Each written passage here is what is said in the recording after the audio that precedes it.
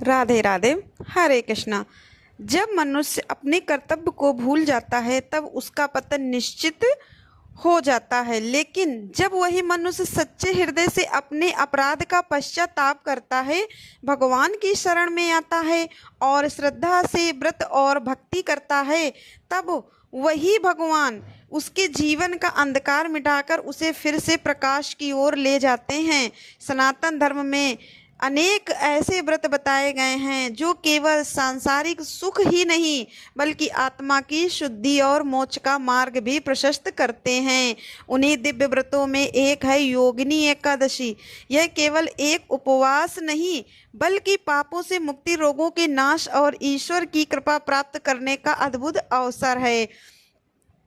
आज हम आपको पद्म पुराण में वर्णित योगिनी एकादशी की यह पावन कथा सुनाने जा रहे हैं, जिसे स्वयं भगवान श्री कृष्ण ने धर्मराज युधिष्ठिर को सुनाया था।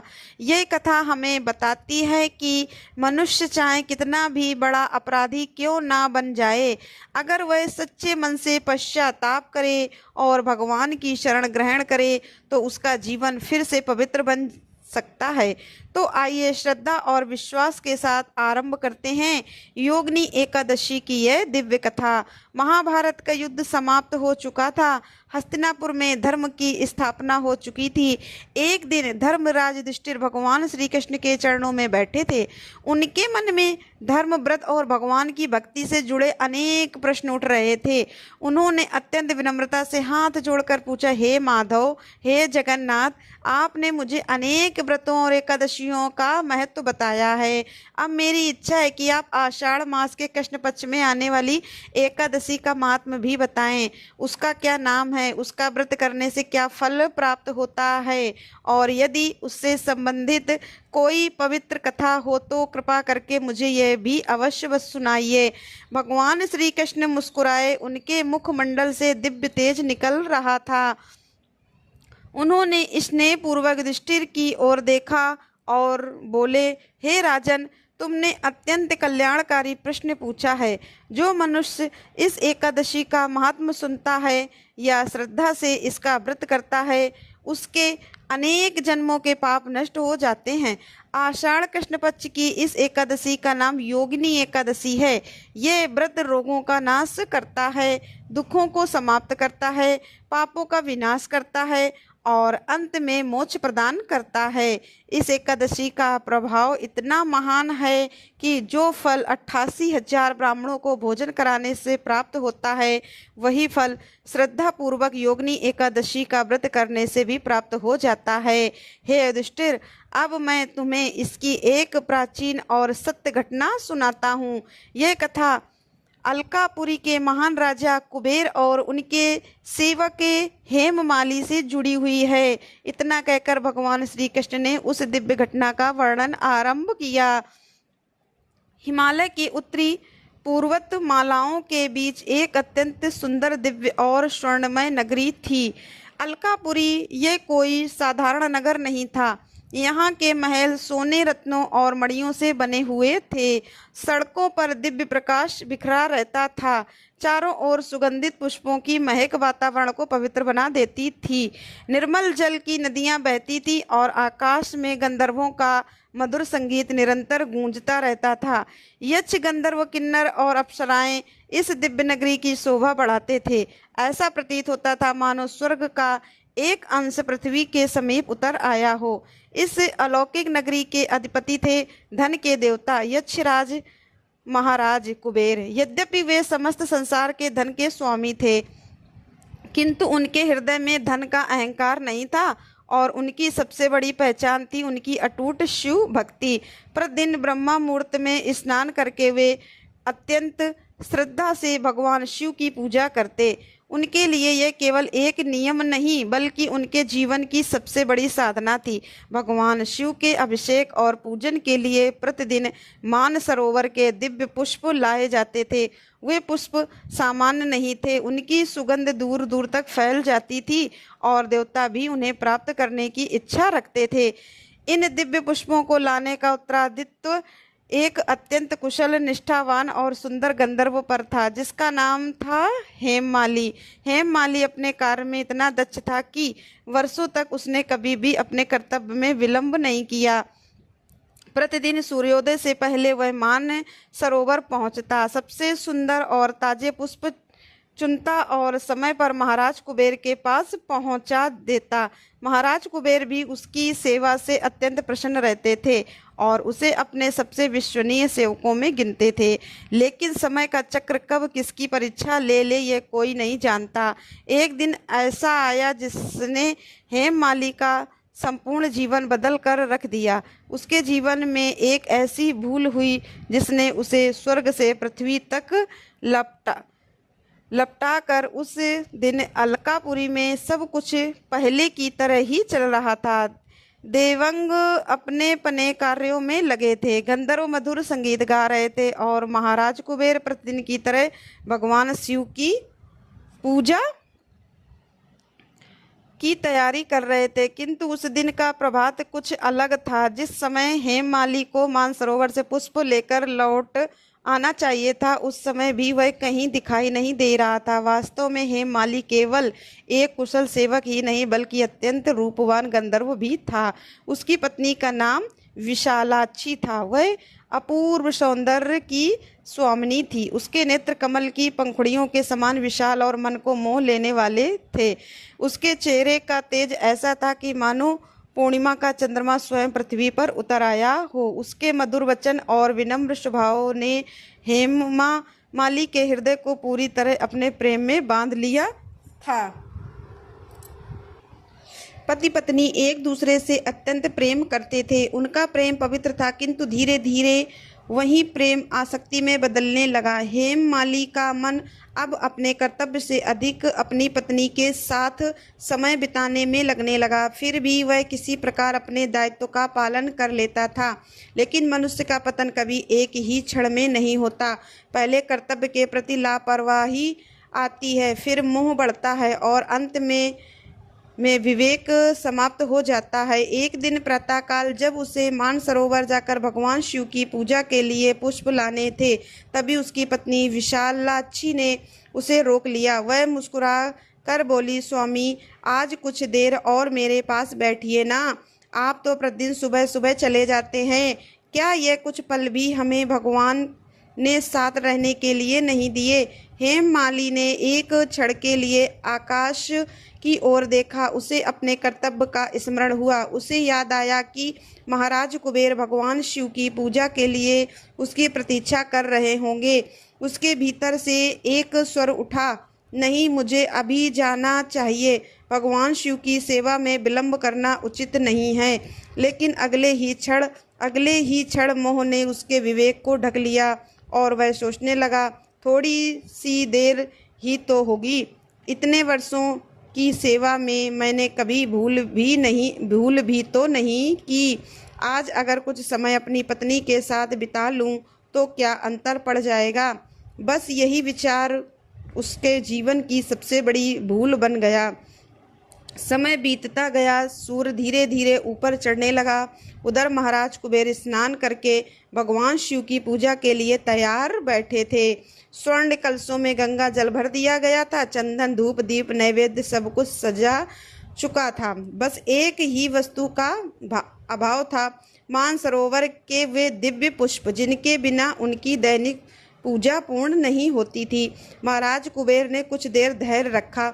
उन्होंने सोचा, शायद किसी कारणवश हेममाली को थोड़ी देर हो गई होगी। वह इतना निष्ठावान है कि बिना कारण कभी विलंब नहीं करता। लेकिन समय लगातार बीतता गया। पूजा का शुभ मुहूर्त समाप्त होने लगा। अब महाराज कुबेर के मुख पर चिंता स्पष्ट दिखाई देने लगी। उन्होंने अपने एक विश्वस्त यक्ष से कहा, जाओ तुरंत पता लगाओ कि हेममाली कहाँ है। कहीं उसके साथ कोई दुर्घटना तो नहीं हो गई। यक्ष तुरंत वहां से चल पड़ा। कुछ ही समय बाद वह हेममाली के भवन के निकट पहुंचा। जैसे ही उसने भीतर देखा, उसके आश्चर्य का ठिकाना न रहा, क्योंकि हेममाली न तो मानसरोवर गया था, न ही भगवान शिव के लिए पुष्प एकत्र कर रहा था, बल्कि वह तो अपनी पत्नी विशालाक्षी के साथ सांसारिक सुखों में इतना डूबा हुआ था कि उसे तो समय का भी ध्यान ही नहीं रहा। यक्ष ने बिना कुछ कहे सारी बात देखी और तुरंत वापस अलकापुरी लौट आया। दरबार में पहुंचते ही उसने हाथ जोड़कर कहा, महाराज, हेममाली पूर्णतः स्वस्थ है, उसके साथ कहीं कोई अनिष्ट भी नहीं हुआ। सुनकर महाराज कुबेर ने राहत की सांस ली, लेकिन अगले ही क्षण उन्होंने पूछा, यदि वह स्वस्थ है तो फिर अभी तक आया क्यों नहीं? यक्ष ने सिर झुकाकर उत्तर दिया, महाराज क्षमा करें, वह अपने कर्तव्य को छोड़कर अपनी पत्नी के साथ विषय भोग में लीन है। उसे भगवान शिव की सेवा, आपका आदेश और अपने दायित्व किसी का भी स्मरण नहीं रहा। अब तो यह सुनते ही महाराज कुबेर का मुख क्रोध से लाल हो उठा, उनकी आंखों में अग्नि सी चमक उठी। वे केवल एक राजा ही नहीं थे, वे भगवान शिव के परम भक्त भी थे। उनके लिए भगवान की सेवा में हुई यह लापरवाही केवल राजकीय अपराध नहीं, बल्कि शिव सेवा का अपमान भी थी। उन्होंने सिंहासन से उठते ही गर्जना की, तुरंत अभी इसी क्षण हेममाली को हमारे सामने प्रस्तुत किया जाए। राजसभा में गहरा सन्नाटा छा गया। यक्ष और सैनिक तत्काल हेममाली को पकड़ने के लिए उसके निवास की ओर दौड़ पड़े।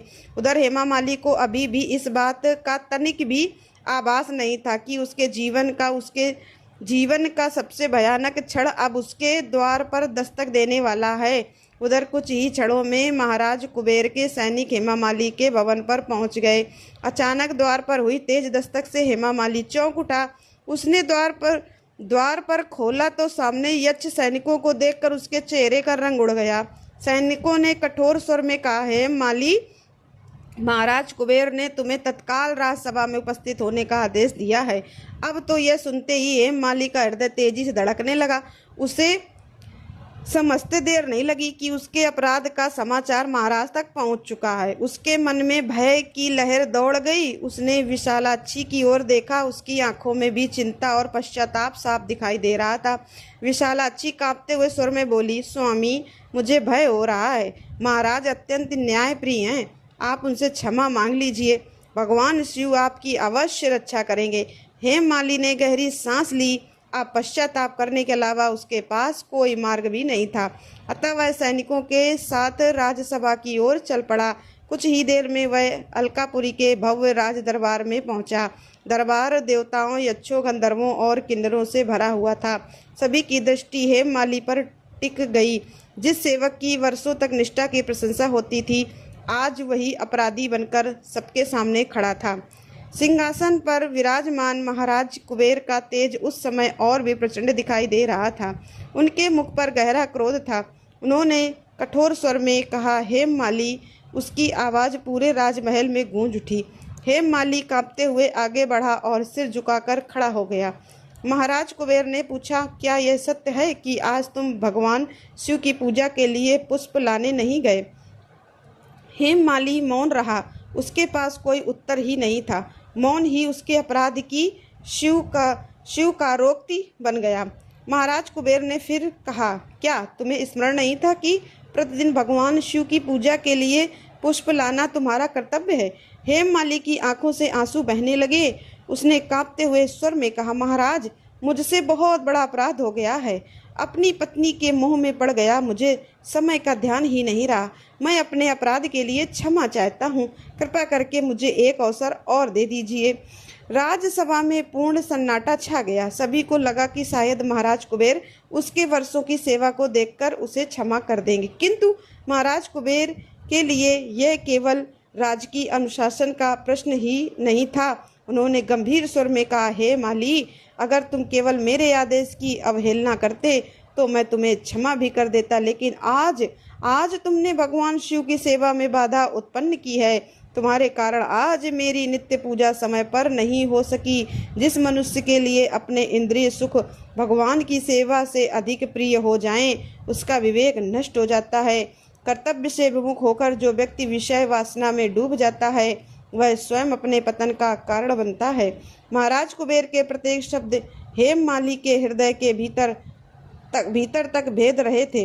अब उसे अपनी भूल का वास्तविक महत्व समझ में आने लगा था। वह फूट फूट कर रो पड़ा, महाराज मुझ पर दया कीजिए, मैं जीवन भर इस भूल का प्रायश्चित करूंगा। लेकिन अब तो बहुत देर हो चुकी थी। महाराज कुबेर ने क्रोध और धर्म के संतुलित भाव से अपना दाहिना हाथ उठाया और बोले, हे दुष्ट हेमाली, तूने अपने कर्तव्य का त्याग किया, भगवान शिव की सेवा का अपमान किया और विषय वासना को धर्म से ऊपर रखा। अतः मैं तुझे श्राप देता हूँ।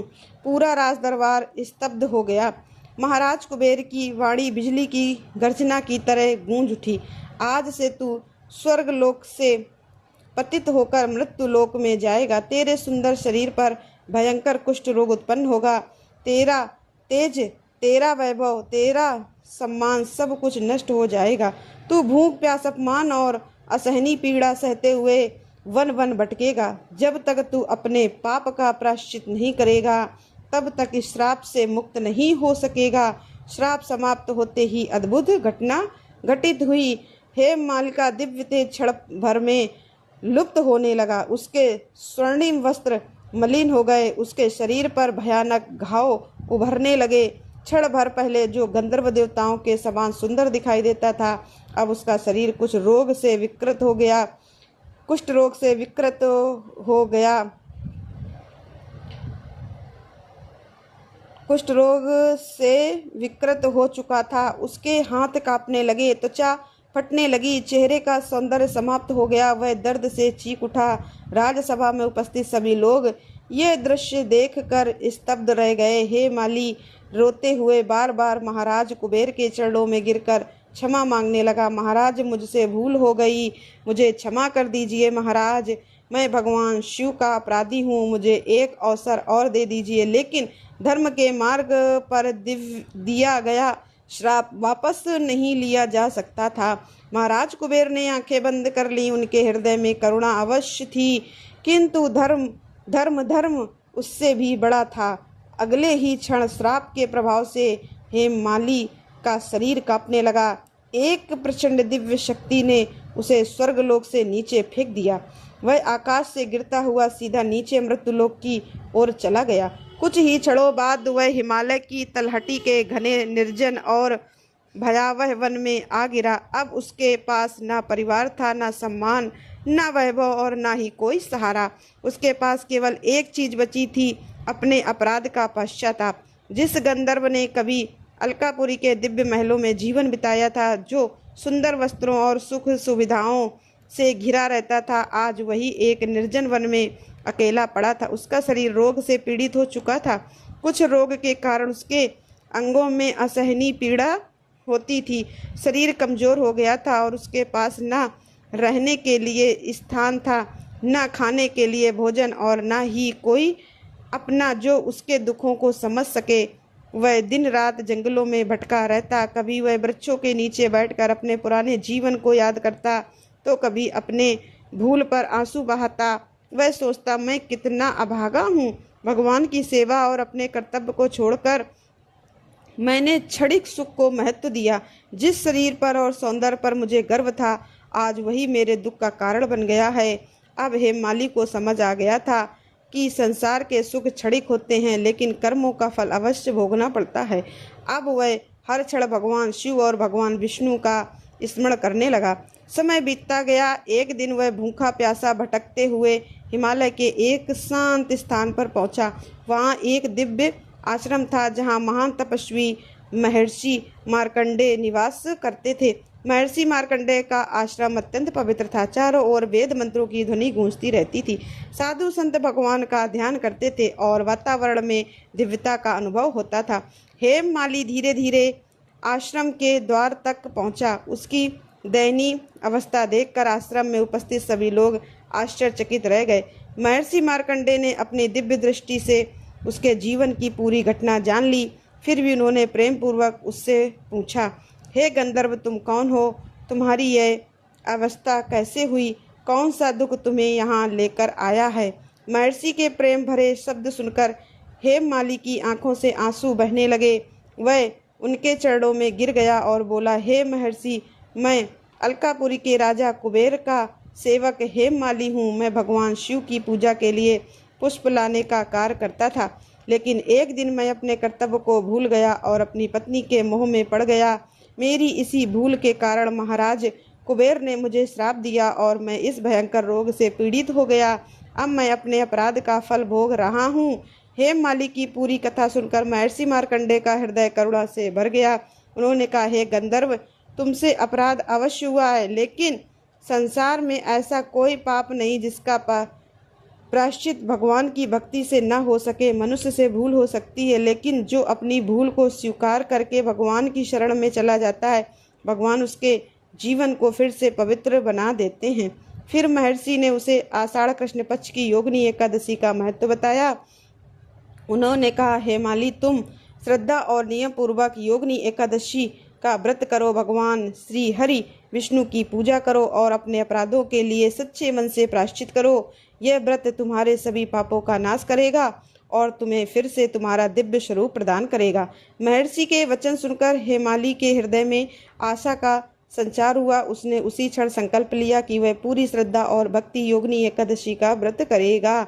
एकादशी की तिथि आने पर उसने प्रातःकाल स्नान किया, स्वच्छ वस्त्र धारण किए और भगवान विष्णु का ध्यान करते हुए पूजा आरंभ की। उस दिन उसने उपवास रखा, भगवान के नाम का स्मरण किया और अपने मन को सांसारिक मोह से दूर रखा। अब उसके हृदय से केवल एक ही भावना थी, हे भगवान, मेरी भूलों को क्षमा करो, मुझे फिर से धर्म के मार्ग पर चलने की शक्ति प्रदान करें। उसकी सच्ची भक्ति और पश्चाताप से भगवान विष्णु प्रसन्न हुए। धीरे धीरे उनके शरीर का रोग समाप्त होने लगा, उसका तेज वापस लौटने लगा, उसका दिव्य स्वरूप पुनः प्रकट हो गया। योगिनी एकादशी के प्रभाव से हेममाली सभी कष्टों से मुक्त हो गया। भगवान की कृपा से वह पुनः स्वर्ग लोक पहुंचा और अपने पुराने स्थान को प्राप्त किया। उसकी पत्नी विशालाक्षी से उसका पुनः मिलन हुआ और वह पहले की तरह सम्मान पूर्वक जीवन जीने लगा। भगवान श्री कृष्ण ने कहा, हे युधिष्ठिर, इस प्रकार जो मनुष्य श्रद्धा और नियम पूर्वक योगिनी एकादशी का व्रत करता है, वह उसके समस्त पाप जलकर भस्म हो जाते हैं। उसे आरोग्य, सुख, शांति और अंत में भगवान के धाम की प्राप्ति होती है। प्रिय श्रोताओं, इस प्रकार योगिनी एकादशी की यह पवित्र कथा हमें यह शिक्षा देती है कि मनुष्य को कभी भी अपने कर्तव्य और धर्म को नहीं भूलना चाहिए। संसार के आकर्षण क्षणिक होते हैं, लेकिन भगवान की भक्ति और सत्कर्म ही जीवन का वास्तविक धन है। अगर कभी मनुष्य से कोई भूल हो भी जाए तो निराश नहीं होना चाहिए। सच्चा पश्चाताप, भक्ति और भगवान का स्मरण उसके जीवन को फिर से बदल सकता है। आइए हम भी इस पवित्र अवसर पर भगवान विष्णु का स्मरण करें और प्रार्थना करें, हे प्रभु, हमारे मन से सभी बुरे विचारों को दूर करें, हमें सदैव धर्म के मार्ग पर चलने की शक्ति दें और अपनी भक्ति का आशीर्वाद प्रदान करें।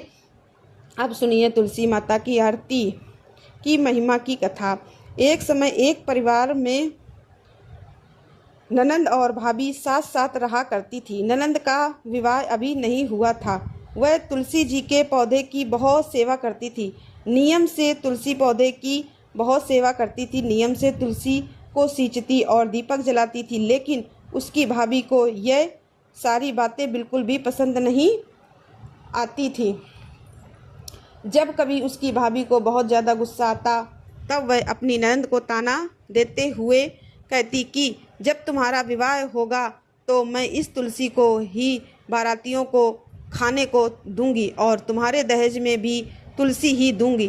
तुम जब देखो तुलसी की ही सेवा करती रहती हो। सब कुछ बीत जाने पर ननंद का विवाह तय हो गया। विवाह के दिन भाभी ने अपने कहे अनुसार बारातियों को सामने तुलसी का वह गमला फोड़ दिया जिसकी सेवा उसकी ननंद किया करती थी और तुलसी के पत्ते खाने के लिए कहा। तुलसी जी की कृपा से वह फूटा हुआ गमला कई सारे स्वादिष्ट पकवानों में बदल गया। भाभी ने गहनों के नाम पर तुलसी की मंजरी से बने हुए गहने अपनी नंद को पहना दिए। देखते ही देखते तुलसी जी की मंजरी से बने हुए गहने भी सुंदर सोने जवाहरात में बदल गए। इतना ही नहीं, भाभी ने मारे क्रोध के वस्त्रों को स्थान पर तुलसी का जनेऊ रख दिया और वह भी रेशमी और सुंदर वस्त्रों में बदल गया। अब जब नंद अपनी ससुराल में पहुंची तो ससुराल में तो उसके दहेज की बहुत प्रशंसा हुई। यह बात भाभी को के कानों तक भी पहुंची। उसे बहुत आश्चर्य हुआ। उसने सोचा कि उसने तो ननंद के गहने, कपड़े और जनेऊ तक तुलसी जी के ही रखे थे, तुलसी की मंजरी रखी थी। यह सब जानकर भाभी को बहुत आश्चर्य हुआ। अब उसे तुलसी की पूजा का महत्व तो समझ में आ गया। उस भाभी की भी एक लड़की थी। वह तब अपनी बेटी से कहने लगी कि बेटी, तुम भी तुलसी की सेवा किया करो, तुम्हें भी तुम्हारी बुआ की तरह कल फल मिलेगा, तुम्हें भी तुम्हारी बुआ की तरह फल मिलेगा। वह जबरदस्ती अपनी बेटी से तुलसी की सेवा करने को कहा करती, लेकिन लड़की का मन तो तुलसी की सेवा में लगता ही नहीं था। धीरे धीरे समय बीता। भाभी की लड़की बड़ी हो गई। अब उसके विवाह का समय आ गया। तब भाभी सोचने लगी कि जैसा व्यवहार मैंने अपनी नंद के साथ किया था वैसे ही अब मैं अपनी बेटी के साथ भी करूँगी, तो यह भी गहनों से लग जाएगी और बारातियों को भी खाने में तरह तरह के पकवान मिलेंगे और ससुराल में भी इसे बहुत मान सम्मान मिलेगा। यही सोचकर भाभी बारातियों के सामने तुलसी का गमला फोड़ देती है, लेकिन इस बार गमले की मिट्टी मिट्टी ही रहती है। मंजरी और पत्ते भी अपने ही रूप में रहते हैं। जनेऊ ने भी अपना रूप नहीं बदला। और जब भाभी ने सभी बारातियों को खाने में तुलसी के पत्ते दिए तो यह देखकर सभी लोग और बाराती भी भाभी की बुराई करने लगे। भाभी ने लालच में आकर अपनी बेटी के दहेज में भी तुलसी के पत्ते और मंजरी आदि रख दिए थे। जब बेटी अपनी ससुराल पहुंची तो वहां पर भी उसकी बुराई ही हुई। भाभी गुस्से के मारे कभी भी अपनी नंद को नहीं बुलाती थी। एक दिन भाई ने सोचा कि मेरी पत्नी तो मेरी बहन को बुलाती नहीं है, क्यों ना मैं ही अपनी बहन से मिलकर आऊं। यह सोचकर उसने अपनी पत्नी से कहा और कुछ उपहार अपनी बहन के लिए ले जाने की बात कही। तो भाभी ने थैले में ज्वार भरकर कह दिया कि यह लो और कुछ नहीं है, तुम यही लेकर जाओ। तब भाई बहुत दुखी मन से अपनी बहन के पास चल दिया। रास्ते में वह सोचता रहा कि कोई भाई भला अपनी बहन से घर ज्वार कैसे लेकर जा सकता है। यही सोचकर वह एक गौशाला के पास रुक गया और ज्वार का वह थैला उसने एक गाय के सामने पलट दिया। तभी एक ग्वाले ने यह सब देख लिया। तब ग्वाले ने आकर भाई से कहा कि अरे, आप गाय के सामने यह हीरे मोती और सोना क्यों डाल रहे हो?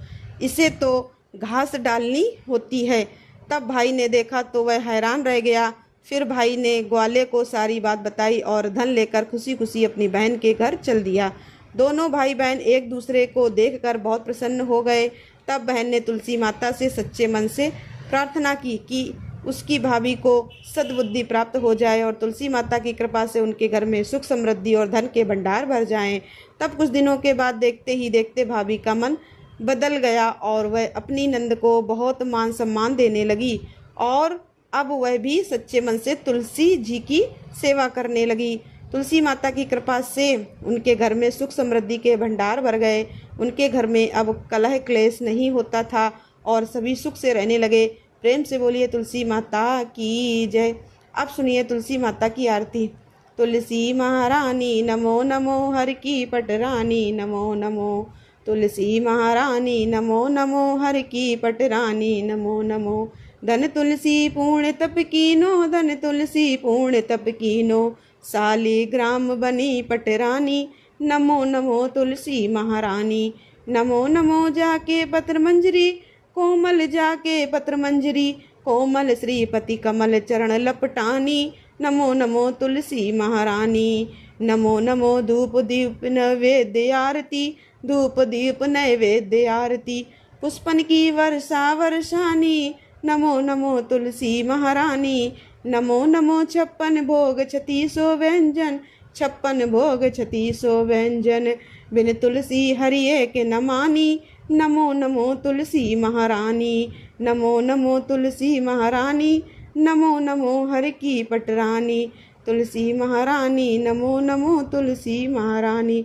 सभी सखी मैया तेरो यश गावे, सभी सखी मैया तेरो यश गावे। भक्ति दान दी जय महारानी, नमो नमो तुलसी महारानी, नमो नमो हर की पटरानी, नमो नमो तुलसी महारानी, नमो नमो तुलसी महारानी, नमो नमो हर की पटरानी। बोलो तुलसी मैया की जय।